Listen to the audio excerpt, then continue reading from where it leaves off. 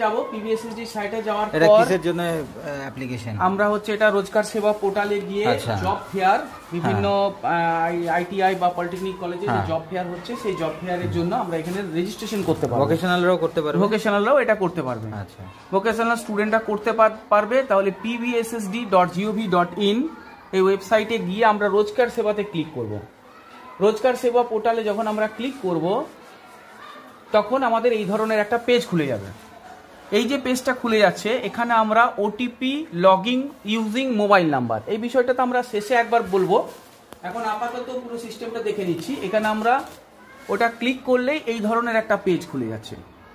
এই যে পেজটা খুললো এখান থেকে আমরা সিলেক্ট টাইপ করলাম ট্রেনিং এবং মোবাইল নাম্বার দিলাম। ক্যান্ডিডেটের মোবাইল নাম্বার দেবো যে মোবাইল নাম্বারটা রেজিস্ট্রেশন ফর্ম ফিল আপ করার সময় ক্যান্ডিডেটের দেওয়া হয়েছিল।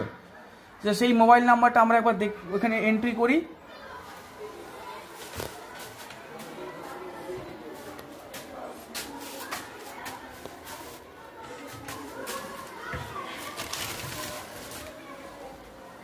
এবার আমরা এখানে ক্যাপচা দেবো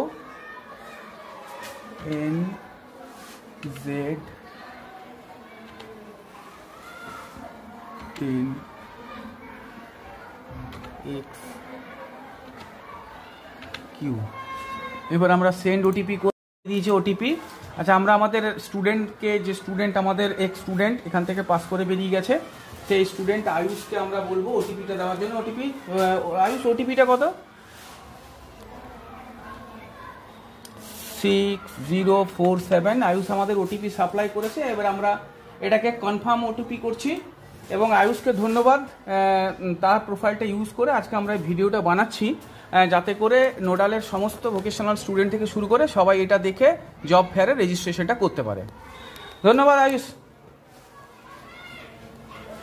এইবার এই যে আমরা প্রোফাইলটা খুলে ফেললাম, প্রোফাইলে দেখা যাচ্ছে যে ক্যান্ডিডেট এসওপি চলে এসেছে। ক্যান্ডিডেট এসওপি চলে আসাতে আমরা সমস্ত নাম দেখতে পাচ্ছি, ডেট অফ বার্থ দেখতে পাচ্ছি। এখানে কিছু কিছু জিনিস আমাদেরকে এখানে আপলোড করতে হবে। এই যেমন আপলোড ইমেজ, তো 100 কেবির মধ্যে আমরা ইমেজটাকে জেপিজি ফরম্যাটে রেখে এখানে ব্রাউজ করার পরে আমরা এখানে ছবিটাকে আপলোড করে দেবো। আধার নাম্বার সব দেওয়া আছে। ব্লকটাকে সিলেক্ট করে আপলোড করতে হবে।